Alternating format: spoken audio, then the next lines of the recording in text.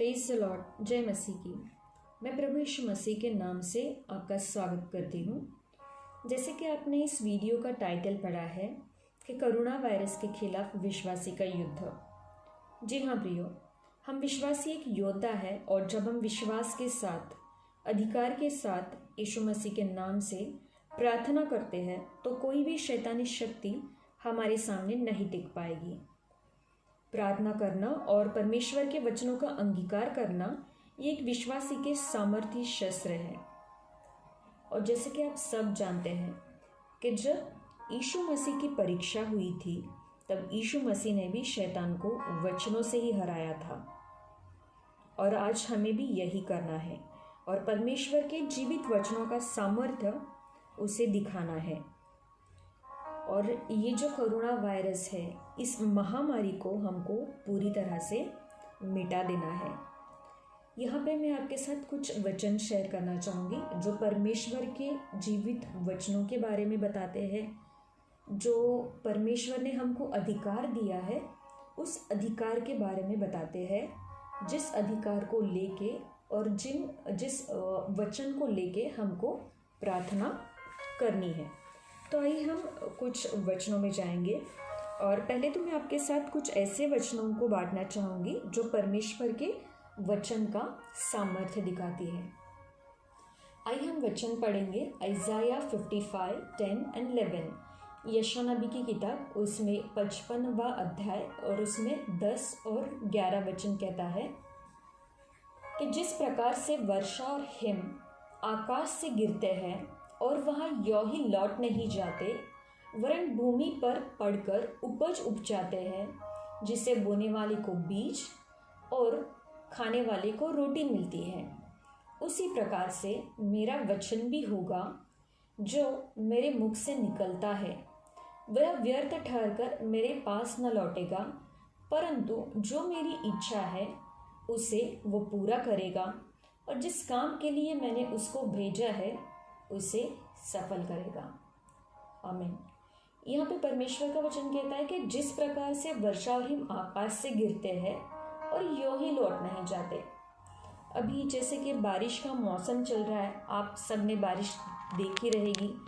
आसमान से जब बारिश गिरती है तो आपने क्या कभी ऐसे देखा है कि ऊपर से जो बारिश का पानी आ रहा है नीचे आया, ज़मीन को लगा और फटक से ऊपर जैसे आया था वैसे चला गया? ऐसे तो कभी नहीं होता है ना, क्योंकि परमेश्वर ने जो भी वचन कहे हैं, जो भी परमेश्वर ने बोला है, परमेश्वर ने यूं ही नहीं बोला है।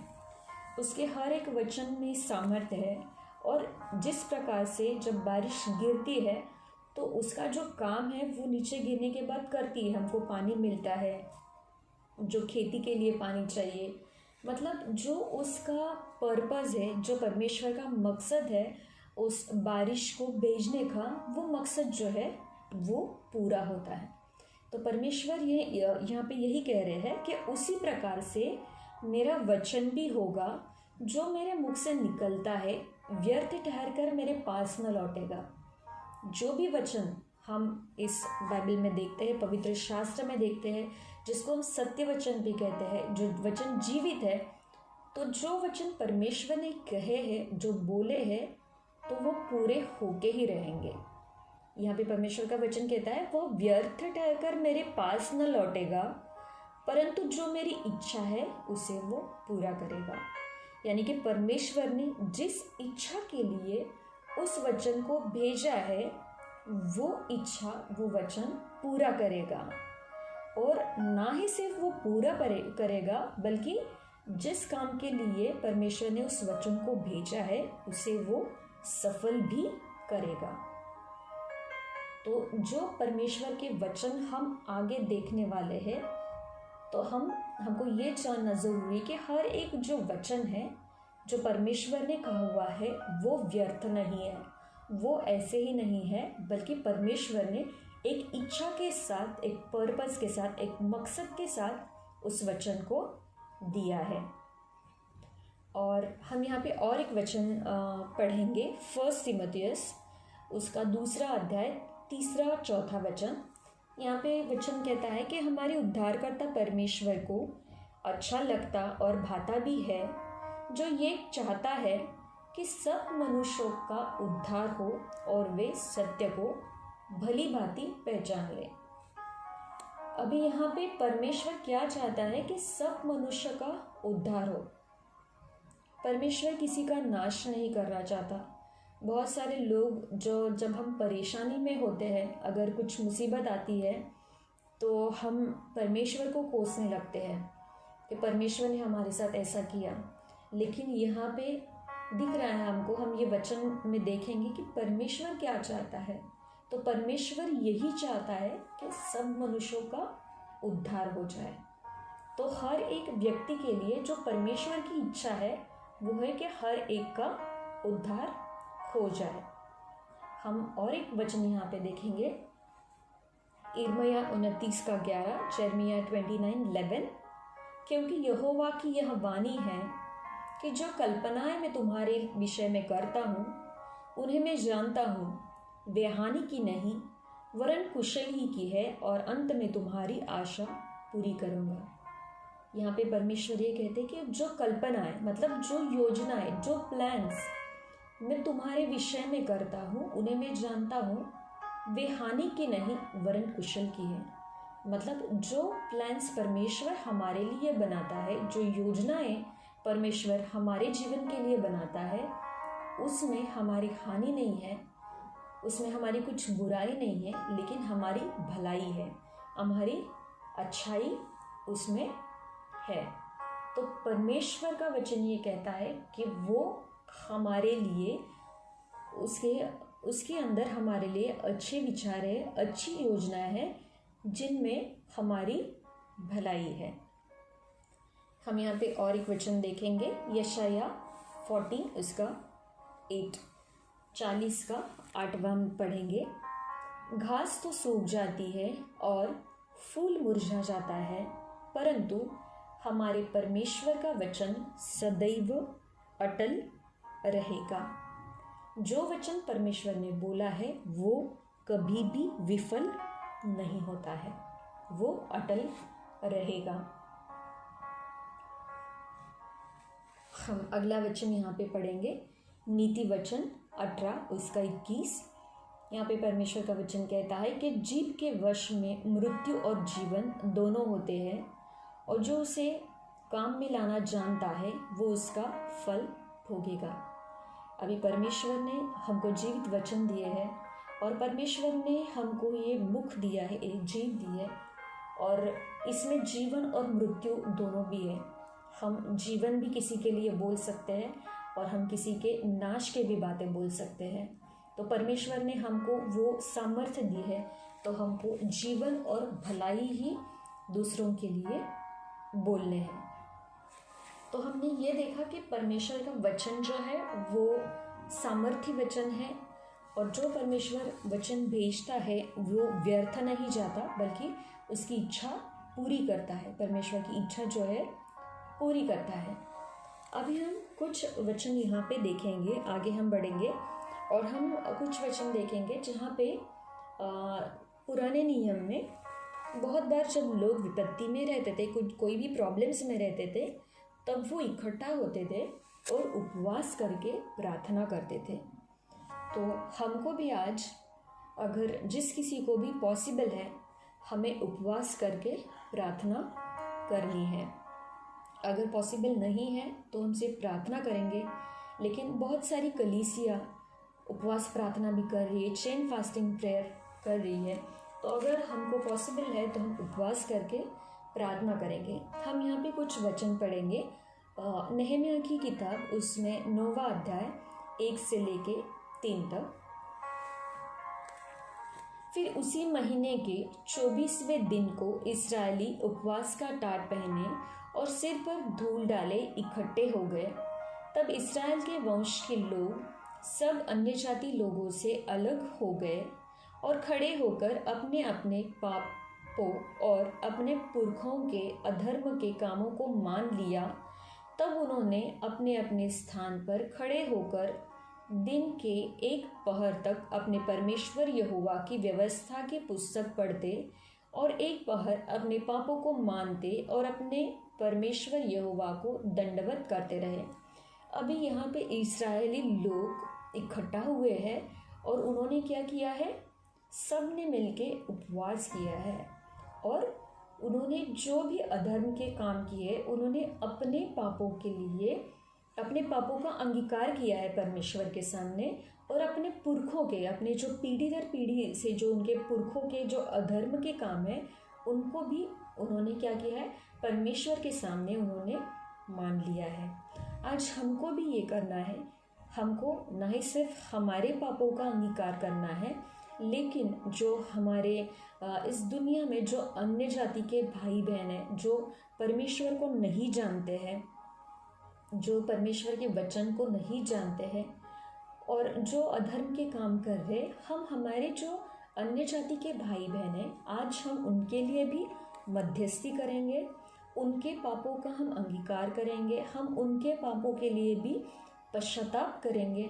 जो पुरखों ने पाप किए उनके लिए भी हम क्या करेंगे, उनका भी हम अंगीकार करेंगे और पापों को मानेंगे, पश्चाताप करेंगे और हम लोग परमेश्वर की आराधना करेंगे। हम यहाँ पे और एक वचन देखेंगे, योएल बुक ऑफ जोएल 1:14। उसमें भी वहाँ पे ये वचन कहता है कि उपवास का दिन ठहरा, महासभा का प्रचार करो, पुण्यों को वरन देश के सब रहने वालों को भी अपने परमेश्वर यहोवा के भवन में इकट्ठा करके उसकी दुहाई दो।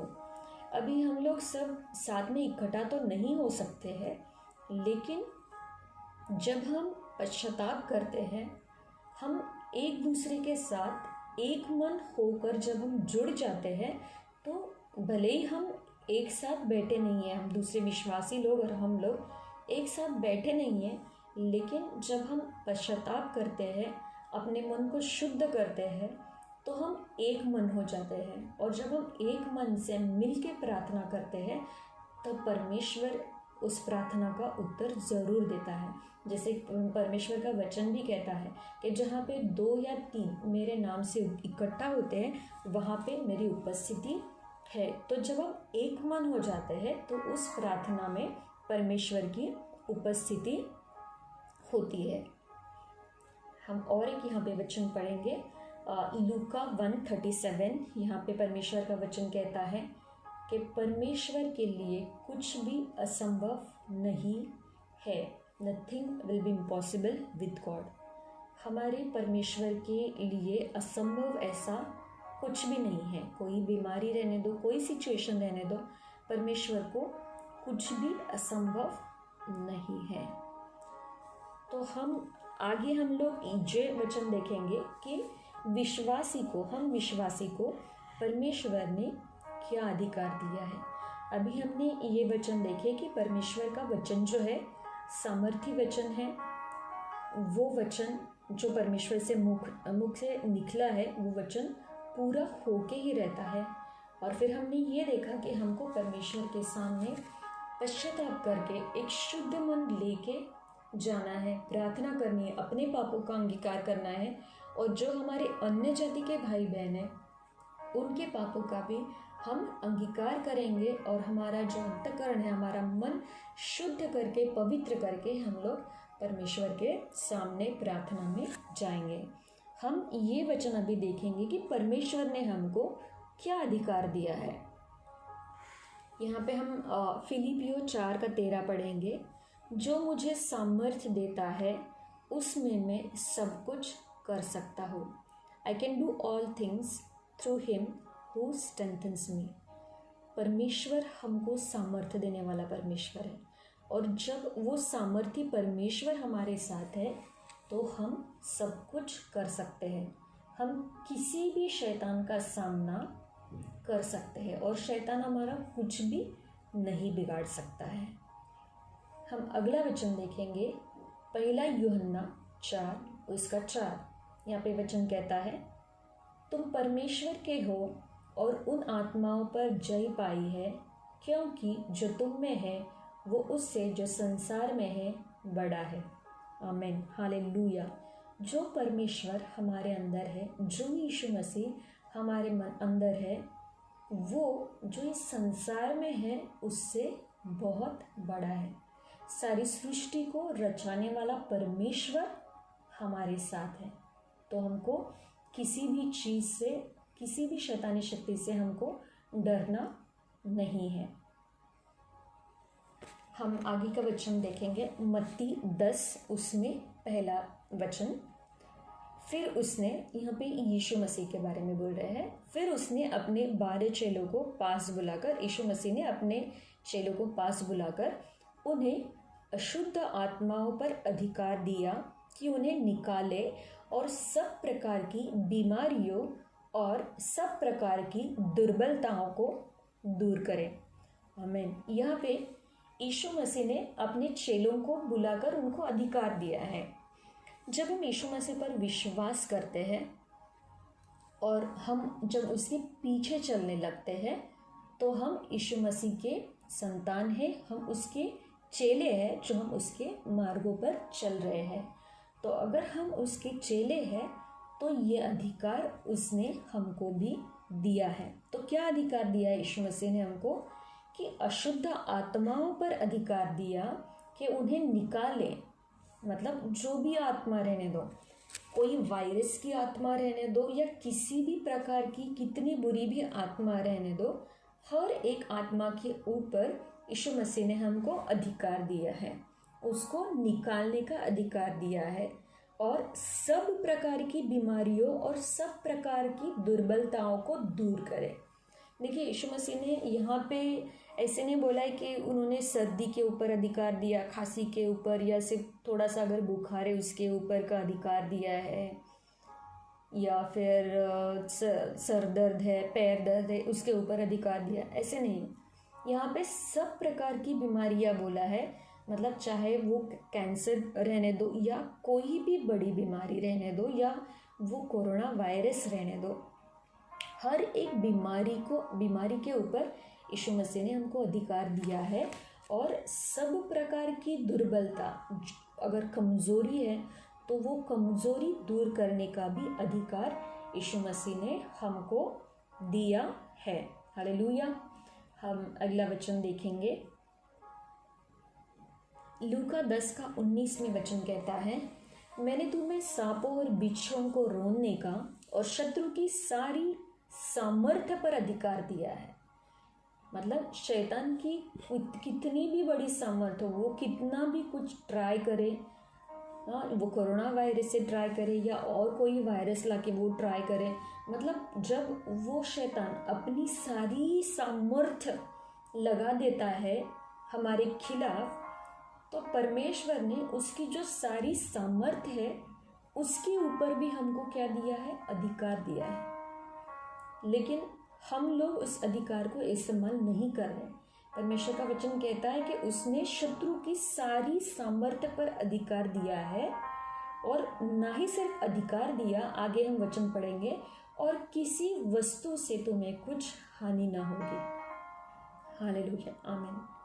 बहुत बार मैंने ऐसे देखा है कि अगर चर्चिस में वगैरह या प्रार्थनाएं होती है, अगर किसी को अगर शैतान ने जकड़ के रखा है और पास्टर जी या फिर लीडर्स उसके लिए प्रार्थना कर रहे हैं, तो बहुत सारे लोग वहाँ जाने से डरते हैं, प्रार्थना में जुड़ने से भी डरते हैं। बहुत सारे लोगों को मैंने स्ट्रांग विश्वासी है, उनको मैंने ये कहते हुए भी सुना है कि उसका भूत मुझे न लग जाए, ऐसे वो डर जाते हैं। लेकिन परमेश्वर का वचन यहाँ पे साफ साफ कहता है कि सांपों और बिच्छुओं को रोकने का और शत्रु की सारी सामर्थ्य पर अधिकार दिया है, और किसी वस्तु से तुम्हें कुछ हानि ना होगी। अधिकार के साथ परमेश्वर ने हमको एक आश्वासन दिया है, एक विश्वास दिया है, ये प्रोटेक्शन भी दिया है कि उसका, शैतान का तो हम नाश कर सकते हैं, परमेश्वर ने उसके ऊपर तो अधिकार दिया है, लेकिन हम उससे लड़ रहे हैं, इसके लिए हमको कुछ हानि नहीं होने देगा परमेश्वर। हम लोग सेफ है, यीशु मसीह के अंदर हम लोग क्या है? सेफ है, हम लोग प्रोटेक्टेड है। लूका 9 उसमें पहला वचन भी कहता है कि फिर उसने 12 को बुलाकर उन्हें सब दुष्टात्मा और बीमारी को दूर करने की सामर्थ्य और अधिकार दिया है। सब प्रकार की, सब दुष्टात्माएं और सब बीमारी को दूर करने का अधिकार परमेश्वर ने हमको दिया है। मरकुस की किताब 16वां अध्याय उसमें 17-18 वचन में भी यही कहते हैं। परमेश्वर का वचन कहता है कि परमेश्वर ने हमको बीमारों पर हाथ रखेंगे। अगर हम बीमारों पर हाथ रख के प्रार्थना करते हैं तो वो क्या हो जाएंगे, चंगे हो जाएंगे। और अगर हम कुछ प्राणनाशक वस्तु भी पीते हैं तो भी हमको कुछ हानि नहीं होगी। हम आगे का वचन पढ़ेंगे, याकूब 4:7। इसीलिए परमेश्वर के अधीन हो जाओ और शैतान का सामना करो तो वो तुम्हारे पास से भाग निकलेगा। हालेलुया। अभी तक हमने वचनों को देखा कि और एक वचन हम यहाँ पे पढ़ेंगे। अगला वचन मत्ती 10:8। बीमारों को चंगा करो, मरे हुओं को जिलाओ, कोढ़ियों को शुद्ध करो, दुष्टात्माओं को निकालो। तुमने सेतमेत में पाया है, सेतमेत में दो। यहाँ पे भी परमेश्वर ने अधिकार दिया है कि बीमारों को तुम चंगा करो, मरे हुओं को जिलाओ, कोढ़ियों को शुद्ध करो और दुष्टात्माओं को निकालो। हर एक दुष्टात्मा के ऊपर परमेश्वर ने हमको अधिकार दिया है। हम एक आखिरी वचन पढ़ेंगे, उत्पत्ति 1:28। और परमेश्वर ने उनको आशीष दी और उनसे कहा, फूलो फलो और पृथ्वी में भर जाओ और उसको अपने वश में कर लो और समुद्र की मछलियों तथा आकाश के पक्षियों और पृथ्वी पर रेंगने वाले सब जंतुओं पर अधिकार रखो। यहाँ पर जब परमेश्वर ने आदम और हवा को बनाया था, उसके बाद परमेश्वर ने उनको आशीष दी और उनको कहा कि फूलो फलो, पृथ्वी में भर जाओ और पृथ्वी को अपने वश में कर लो। और जो भी समुद्र की मछली यानी जो भी सजीव है जिसमें जान है, सब जंतुओं पर परमेश्वर ने क्या किया, तुम अधिकार रखो। हालेलुया। तो सब जंतुओं पर, हर एक प्राणी पर, हर एक जिसमें जान है, उस पर परमेश्वर ने हमको अधिकार दिया है। तो वो अधिकार के साथ हम जो भी ये कोरोना वायरस के जो जंतु है, जो जीवित है, जो छींकने से जो फैल रहे हैं, या फिर जब कोरोना वायरस जो जिसको लगा हुआ है, वो वायरस से पीड़ित है व्यक्ति, अगर उसके पास जाते हैं तो वो जो जंतु, जो जीवित जंतु एक दूसरे को फैल रहे हैं, तो उस हर एक जंतु के ऊपर भी हमको परमेश्वर ने अधिकार दिया है। हालेलुया। परमेश्वर ने हमको बीमारों को चंगा करने का अधिकार दिया है। हर एक जंतु के ऊपर, हर एक वस्तु, हर एक प्राणी जिसमें जान है, उसके ऊपर परमेश्वर ने हमको अधिकार दिया है। तो आज हमको उस अधिकार को इस्तेमाल करके एक जो वायरस फैल रहा है पूरी दुनिया में, उसका नाश करना है। हमको हमारे अधिकार का इस्तेमाल करना है। जो परमेश्वर ने हमको अथॉरिटी दी है, उस अथॉरिटी को हमको लेना है और उस अथॉरिटी के साथ हमको इस कोरोना वायरस को निकाल बाहर करना है। और जो हमने अभी यहाँ पे पहले वचन पढ़ा था, जेम्स 4:7, याकूब 4:7, इसीलिए परमेश्वर के अधीन हो जाओ और शैतान का सामना करो, वो तुम्हारे पास से भाग निकलेगा। हालेलुया। हमको हमारे पापों के अंगीकार करना है, हमारे पूर्वजों के पापों का अंगीकार करना है, हमारे जो अन्य जाति के भाई बहन हैं उनके पापों का हम अंगीकार करेंगे, उनके लिए मध्यस्थी करेंगे। एक पश्चातापी मन लेके परमेश्वर के सामने जाएंगे, हम पश्चाताप करेंगे, हमारे मन को शुद्ध करेंगे और प्रार्थना में जाएंगे। एक पवित्र मन से हम आगे बढ़ेंगे, पवित्र दिल से हम आगे बढ़ेंगे, हम परमेश्वर को पुकारेंगे, हम उसको दुहाई देंगे, उसके नाम का धन्यवाद करेंगे, उसको हम उसकी आराधना करेंगे। और उसके बाद हम जो परमेश्वर ने हमको अधिकार दिया है, उस अधिकार को लेके जब हम शैतान का सामना करेंगे, जब हम परमेश्वर ने जो हमको अधिकार दिया है हर एक जंतु के ऊपर, जब हम उसने हमको अधिकार दिया है, वो जब हम अधिकार लेंगे और इस कोरोना वायरस के जंतु को हम मिटा डालेंगे। हम हर एक व्यक्ति जो कोरोना वायरस से पीड़ित है, हॉस्पिटल में है या जिनको बेड भी नहीं मिल रहे हैं, घर में है, हर एक व्यक्ति जो बीमार है, कोरोना वायरस से हम उनके लिए प्रार्थना करेंगे। परमेश्वर ने हमको अधिकार दिया है, हम अधिकार से उन व्यक्तियों के लिए बोलेंगे कि चंगे हो जाओ, उठ जाओ। यीशु मसीह ने जब लाजर 4 दिन से मरा पड़ा था, जब उसको यीशु मसीह ने बोला कि तू उठ, तो उठ गया। हर एक डेड सिचुएशन में यीशु मसीह ने जब वचन बोला तो वो वचन कार्य किया है। और आज हमने यहाँ पे वचन देखे हैं कि परमेश्वर ने हमको अधिकार दिया है, हमको मुर्दों को जिलाने का अधिकार दिया है, बीमारों को चंगा करने का अधिकार दिया है, हर एक अशुद्ध आत्मा पर अधिकार दिया है, सारी दुर्बलता पर परमेश्वर ने हमको अधिकार दिया है। हालेलुया। और सारे जंतु पर, सारे वायरस पर परमेश्वर ने हमको अधिकार दिया है।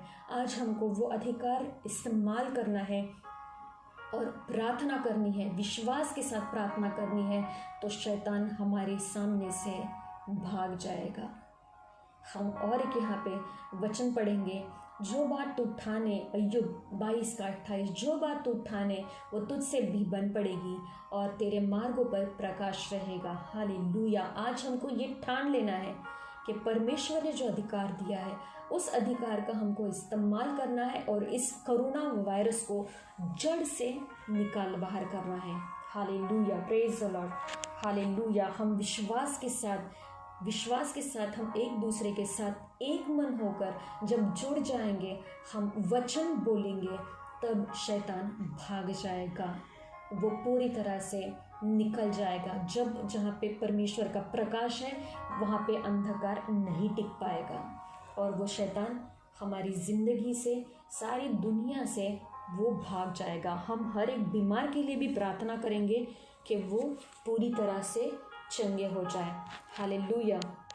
मैं विश्वास करती हूँ, मैं आशा करती हूँ कि आपने इन वचनों से आप आशीषित हुए हैं और मैं चाहूँगी कि अगर आप इन वचनों से आशीषित हुए हैं तो आप दूसरों के साथ भी इस वचन को शेयर करें, ताकि वो लोग भी परमेश्वर के सामर्थ्य वचन को लेकर इस कोरोना वायरस के खिलाफ के युद्ध में हमसे जुड़ जाए। हम सारे एक दूसरे के साथ जुड़ जाएंगे और इस महामारी से छुटकारा हमको मिल जाएगा। हमको ये नहीं देखना है कि ये चर्च, वो चर्च, ये कलीसिया, वो कलीसिया, नहीं। हम सब एक ही पिता के बच्चे हैं, हम सब एक ही मसीहा को फॉलो करते हैं, हम उसी के चेले हैं। तो हमको सबको एक दूसरे के साथ जुड़ना है, प्रार्थना में एक मन होना है और इस महामारी को हमको भगा देना है। हालेलुया। मैं चाहूँगी कि आप इन वचनों को आपके जो भी विश्वासी भाई बहन हैं उनके साथ शेयर कीजिए, ज़रूर शेयर कीजिए और इन वचनों को इस्तेमाल करके आप प्रार्थना कीजिए। ना ही सिर्फ कोरोना वायरस के खिलाफ ही नहीं, लेकिन आपकी भी जो भी ज़रूरत रहेगी, जो भी तकलीफ़ रहेगी, उसके लिए भी आप प्रार्थना कर सकते हैं।